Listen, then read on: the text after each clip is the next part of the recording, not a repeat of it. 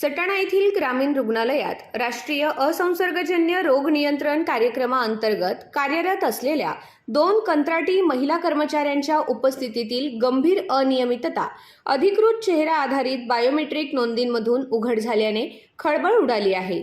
प्रहार संघटनेचे तालुकाध्यक्ष तथा सामाजिक कार्यकर्ते गणेश काकुळते यांनी वारंवार प्राप्त झालेल्या तक्रारींच्या आधारे पुरावे संकलित करून जिल्हास्तरीय वरिष्ठ अधिकाऱ्यांकडे लेखी तक्रार दाखल केल्यानंतर ही बाब समोर आली।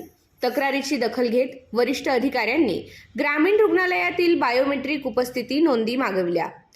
वैद्यकीय अधीक्षकांनी 1 जून 2025 ते 31 मे 2026 या कालावधीतील उपस्थितीची तपासणी करून 8 जून 2026 रोजी अहवाल सादर केला।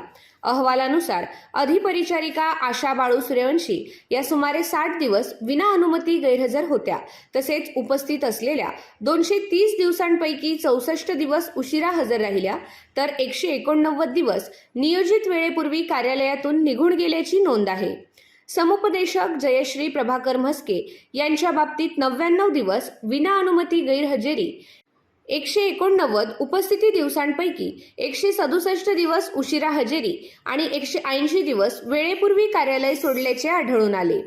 अनेक दिवस दुपारनंतर दीर्घकाळ अनुपस्थिती असल्याचेही निरीक्षण नोंदवण्यात आले आहे। या अनियमिततेमुळे मधुमेह, उच्च रक्तदाब, हृदयरोग आणि कर्करोग रुग्णांसाठी राबवण्यात येणाऱ्या आरोग्य सेवांवर परिणाम झाला असल्याची शक्यता व्यक्त होत आहे। संबंधित कर्मचाऱ्यांविरुद्ध कठोर प्रशासकीय कारवाई करून नियमबाह्य लाभलेल्या वेतनाची वसुली करावी, अशी मागणी गणेश काकुळते यांनी केली आहे। दरम्यान पुढील कारवाईचा निर्णय वरिष्ठ स्तरावर घेतला जाईल, अशी माहिती वैद्यकीय अधीक्षक संदीप भगत यांनी दिली।